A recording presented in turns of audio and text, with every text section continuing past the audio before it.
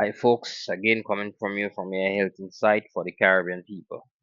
Today I'm looking again at lipopolysaccharide and the idea behind understanding that we have to think strategically about the protocols we are applying to our life on a day-to-day basis, and largely that means the protocol of the food that we are eating, because there are two things we are doing with our food. We are either feeding ourselves through the digestive system, through the breakdown process, the extraction of the minerals, and the uncoiling of the protein, and the digestion of fats into fatty acids to send into your body, or we are feeding basically the bacteria.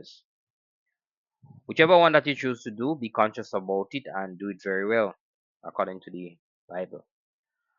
Now, the LPS lipopolysaccharide is something that I've found to be in the well documented studies, well known by the practitioners in medicine, to be a protective layer on the bacteria, gram-negative bacteria, H. pylori, E. coli, Salmonella, many other bacteria.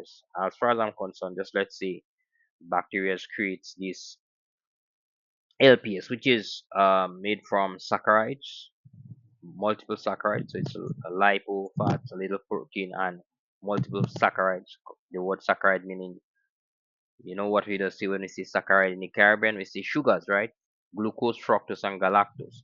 So you could imagine they are getting a lot of carbohydrate, refined sugars from our diet, the bread-based diet, and the sugar-based diet. The bread-based diet being more than the table sugar diet. A lot of glucose, a lot of fructose, fruits, those kind of things. You know, the plant-based diet style, we are feeding a lot to those bacteria. They are using this substrate and they are creating a lot of this protective barrier on themselves so that they could survive immune system attack and also stomach acidity. Again, remember, stomach acidity is not placed in the body as a joke. It is placed in the body for several reasons by the designer of the great stomach.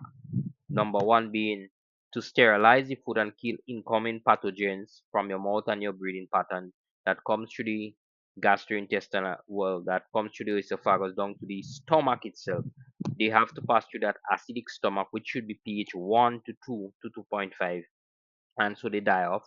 Of course, we know the stomach acid is also to uncoil or denature the protein so that pepsin could be woken up and start releasing it into polypeptides and even amino acids. We also know that it turns on intrinsic factor to give us B12. B12 is your most magnificent B vitamin, if there is something like that, to help creation for the creation of your red blood cells. Of course, the story goes on from there. Now, there are other functions of our stomach acidity, but these are some that I've already read about. But what is important here is stomach acidity should be pH 1 to 2.5. There are points in our lives where our stomach acidity goes down, and one of those points could be when you are very stressed out, which shows that the pattern of stress generally brings you to have high carbohydrates, high sugary refined sugars in your diet, and that reduces immediately the acidity of the stomach. There are studies, which I would have to get the paper to link, to show that in a week or two of consuming high sugar diet, or which is highly refined sugary diets, maybe a balance of fiber, it might be different, because if fiber is more rigorous, so it might keep your stomach acidity to be high. But without enough protein and fats in your diet, you have, and you are eating out of these refined breads, carbs, and other high carb based foods, the acidity seems to be tapering down, which means the numbers of the P on the pH scale goes to 4, 5, and that is the entry point for bacteria to get in, and they have enough time, and they have enough substrate, enough raw material, which is the refined sugars, the glucose, in the stomach. They have enough glucose. Now, let me just, all this what I'm saying here is not nothing to do with medical advice. It's just my brambling talk, Caribbean people. If you eat something that is of a refined glucose type substance, flour included, you put that in your mouth, and that start digesting or releasing the glucose molecules as soon as it gets mixed with the saliva. because there is a little enzyme amylase that comes there and start doing some breakdown, and that goes down to your stomach when you swallow. That is enough glucose to help the guys down there to grab onto this glucose and spin out the umbrella, which is LPS, that covers these little gram-negative bacteria like H. pylori, E. coli, and so forth and so on. Now, if you are balancing up how you mix or you mix up what how you eat, enough protein, enough fat, over time you are cycling out and in, cycling out and in, you are getting things working. But if you are on a bread-based diet, which is generally what is seen as the V word in the Caribbean, we then start seeing things differently because the bread-based diet is high refined carbs. We know that story. Look at your life and become aware. Anyhow, LPS to me is the protection of the bacteria when it holds its umbrella over its head. Again, even in the acidic stomach, it's holding its umbrella and protecting itself. Now it evolves over time because it gets more substrate, more input, more glucose, brings that together and builds itself a little bubble, protective bubble called the biofilm, I guess. I'm just saying.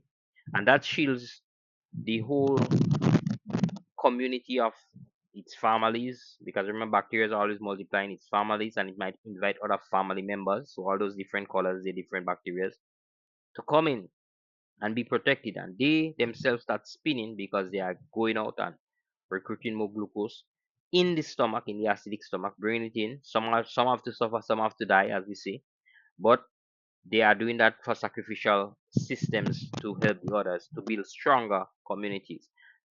When once these communities are built, they are becoming what they call antibiotic resistant and stomach acidity resistant and immune system resistant. In fact, what they are doing, they are then learning how to trigger the immune system to fight against the them, which is what I'm showing here.